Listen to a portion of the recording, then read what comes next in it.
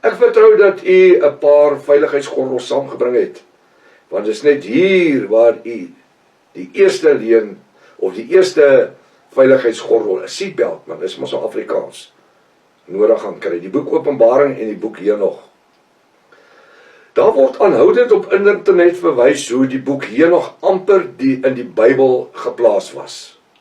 Hulle sê dit. Jaapie van Zyl, hulle preek dit. Dat die boek Henog was amper in die Bybel ingeplaas. Daar was 'n Engelse woord wat sê, there was a toss-up, there was a race. Watter een van die twee gaan in die Bybel kom? Maar ons praat natuurlik van die protestante Bybel. So dit was amper of die boek Henog was ingeplaas gewees. Daar was nooit 'n toss-up tussen die boek Openbaring en Henog nie. Want die protestante Bybel, die 1611 King James Bybel, is juis in 1611 vrygestel. En die boek Henog, die eerste een, is eers in die begin van die 18de eeu, 1752, 1753, later vir die presiese datum gee, wat die eerste Henog boek uit Ethiopië uitgekom het.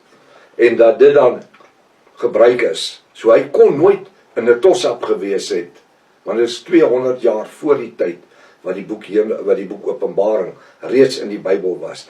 Maar dis die tipe snert wat hulle mense vertel. Jy moet die boek Henog lees, vergeet van Openbaring. Want die boek Openbaring is vir die heidene geskryf. Is nie vir Israel geskryf nie. Leer nommer 1. Dit wat ek nou net vir u verduidelik het, is nie waar nie. Waarom nie? Want die Engelse 1611 King James Bible het reeds in 1611 verskyn.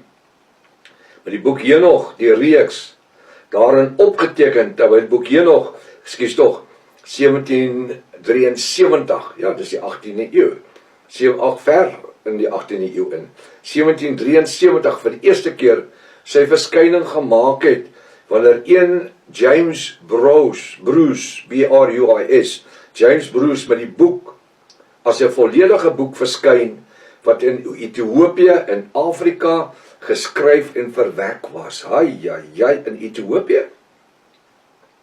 En dit het uit 11 klein stukkies fragmente, dis geskeurde stukkies perkamentrolle bestaan. 11 stukkies. 10 in 1 is 11.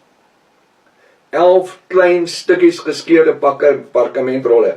Ek het die stukkies gesien, die foto's wat hulle geplaas het. Dit is sulke stukkies papier. En hulle sê, dit is waaruit die boek Henog en later nog 3 boeke van Henog tevoorskyn gekom het. Hoekom het al die boeke gelyk een keer geskryf nie? Weer 'n keer kom dit uit Ethiopië uit. Maar kom ons bly by die een.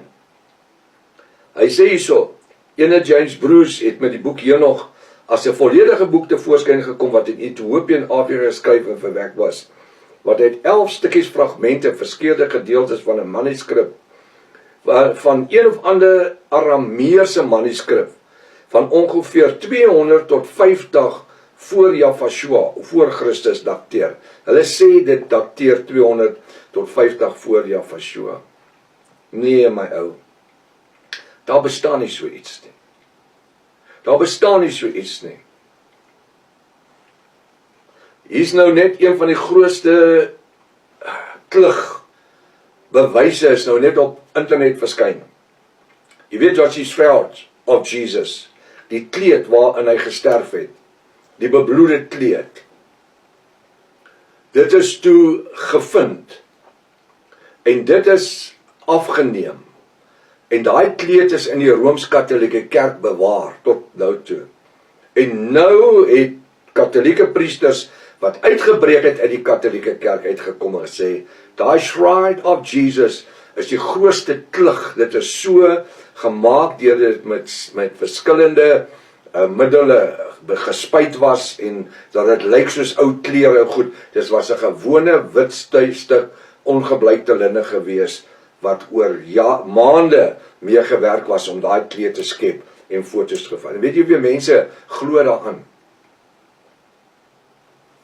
Mense betaal watte geld net om te gaan sien hoe lyk dit.